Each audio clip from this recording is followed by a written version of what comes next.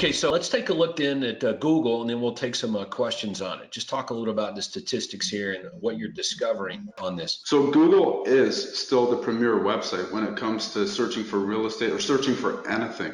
97% of the people out there are going to refer to Google. Now, we'll get into the business profile in just a second, but just ask yourself a very simple question. If you have a swimming pool and you need maintenance done on your swimming pool, for example, and you punch in the name of two different companies, one has a Google page and it has some reviews, the other one doesn't have anything, you're more likely to trust the one that looks like a real business. And so you are what Google says you are. You know, we've heard Todd talk about that multiple times before, but it's never been more true, because unless you only plan on doing business with friends and family who know you, then hey, you know what? Stay away from Google. You don't need it. But if you plan on building a big business, you're going to do business with strangers. Strangers don't know you. They're going to go to Google. They're going to Google you. And like we always say, or like Todd talks about, you are what Google says you are. When we get into business, we sort of look around at what everybody else is doing and we copy them. And there's the problem. The real estate industry is awful. It's terrible for people that are here, all hundreds of the members showing up today, and the gobs of people that are going to see this video in the future. We're programmed to list a home, run and put it in MLS. In other words, abdicate marketing. And then we get mad why Zillow and Trulia and Realtor.ca and everybody takes our leads and sells them to other people. And then we get mad about it. But, you know, that's what I'm saying. It's awful, man. It's not set up for you, Tony, or for me to become dominators in the marketplace. It's rigged to be the opposite, to comply, to be what everybody else is. So yeah, all of these things are going to take a little bit more work, but we're going to be working anyway, and just know that somebody has the answers and knows how to do the very things that we don't know how to do. We just have to reprogram ourselves to think like a business person. I think the other thing is too, once you come back from, for example, the social media summit, you got a ton of stuff that you need to implement. Here was a big mind shift for me. You don't need to be the one implementing everything. So for example, if you don't have an assistant, you've got a website, somebody's hosting your website, send them an email and tell them to do this for you. Look through your list and see what you can have other people implement for you, because honestly, the speed of your business growth is in direct proportion to how quickly you implement everything as quickly as possible. It's a race to implement. Google business page. This is a big deal for you. Yeah, it is. Like I said, you're really not a business unless Google recognizes you as a business. I like that. That's really good. But Tony, I got a business card. Yeah, I know. So does everybody. Really, at the end of the day, everybody's going to go to Google. People take business cards and they throw them out. I mean, some people might keep them, but at the end of the day, you are what Google says you are. If you call yourself a business and you don't have a business page, then guess what? The consumer doesn't know you, doesn't know any better. You're not a business. You got to have a Google business page.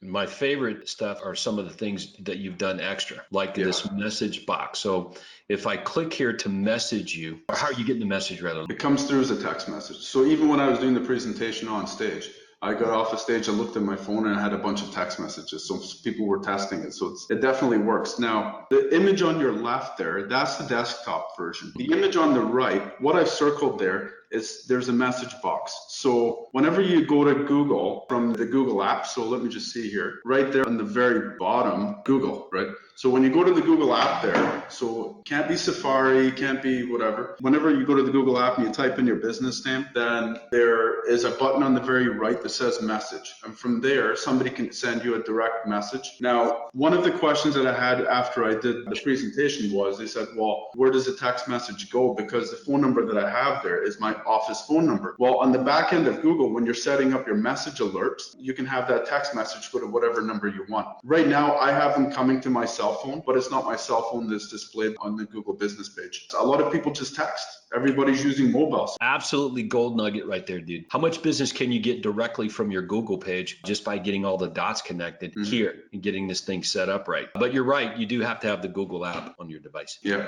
iPhones come preloaded with it anyway, so everybody that's using an iPhone already has a Google app. So there's an example of the actual text that does come through. It looks a little bit of a disaster to read, but the message is in there somewhere. The phone number at the top, that seems to be some sort of a Google phone number, but when you call it, it doesn't go anywhere. But the actual number underneath that, 306, that is the client's phone number. And you can see there, he just wrote a message. Hi, I need a home evaluation. So, I mean, people do text. Is that a real deal right there? Yeah, man. I guess Google's tracking the activity. Makes sense. They're going to take the leads. They'll sell them to somebody. All right, look at this down here. Now, tell us about these piggyback ads and other videos that you're getting Google owns YouTube. You got these things talking to each other some way. For sure. So once your actual Google business profile is set up, on the back end, it's really simple. You just go in there and you just start uploading your ads. You upload whatever you want.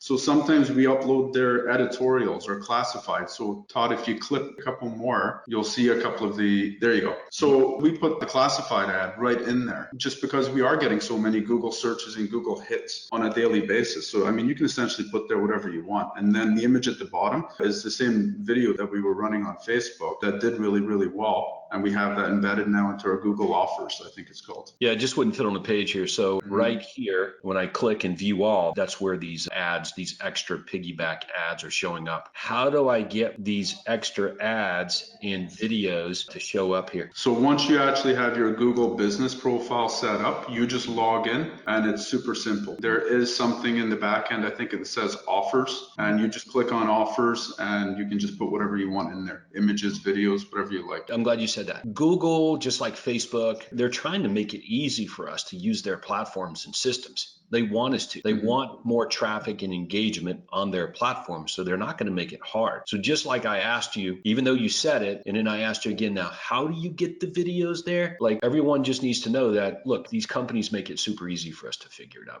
Like, we don't have to be rocket scientists to do it in order to figure it out for sure. How important are these keywords here in this text? So once you actually build out your Google profile, it gives you a space that you can put some information about your business. So you can do one of three things. Number one, you can put nothing in there and just leave it blank. Number two, you can put in there some fluff about where you work, the areas you service, how long you've been in the business. Number two is obviously better than the number one, not having anything. But the absolute best thing that you can put in there are the most searched keywords that people are putting into Google to search for real estate. That's easily accessible. For example, we called Commissions Inc., we called Success, and we just asked them, hey, look, based on your PPC department in Kitchener-Waterloo, what are people Googling? And then they basically told us Kitchener real estate, Waterloo real estate. We just build all of these keywords right into our about section. Beautiful. And you're going to get great placement because of that right there. Yeah, so you can see us right at the top there. So there's only one ad above us, and that's because that's an ad that somebody's paying for. But organically, we're at the top.